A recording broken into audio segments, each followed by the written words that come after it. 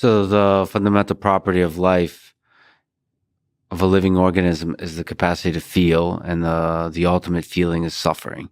To know if you're happy or not, it's a very difficult question. Yeah. But when you suffer, you know. Yes.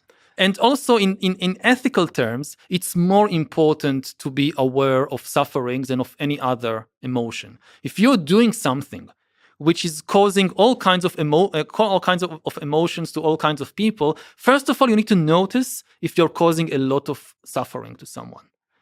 If some people are like it, and some people are bored by it, and some people are a bit angry in you, and some people are suffering because of what you do, you first of all have to know, now, sometimes you still have to do it. The world is a complicated place. I don't know, you have an epidemic, governments decide to have all those social isolation regulations or whatever. So in certain cases, yes, you need to do it, even though it can cause tremendous suffering, but you need to be very aware of the cost and to be very, very, you have to ask yourself again and again and again, is it worth it? Is it still worth it? And the interesting question there, implied in your statements, is that suffering is a pretty good component of a Turing test for consciousness. This is the most important thing to ask about AI. Can it suffer?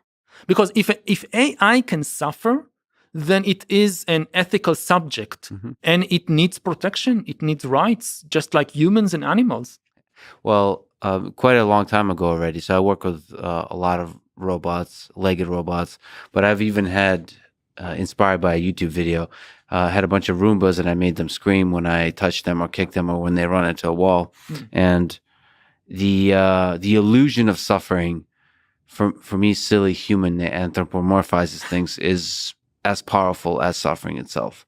I mean, you immediately think the thing is suffering. And I think some of it is just a technical problem, but it's an easily solvable one.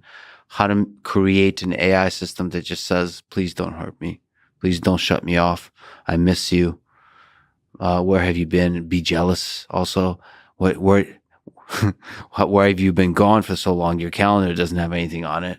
So this create through words the perception of suffering, of jealousy, of anger, of all of those things. And it just seems like that's not so difficult to do.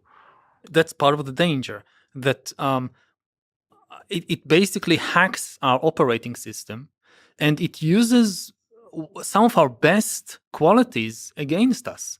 It's very, very good that humans are attuned to suffering and that we don't want to cause suffering, that we have compassion. That's one of the most wonderful things about humans. And if we now create AIs which use this to manipulate us, this is a terrible thing.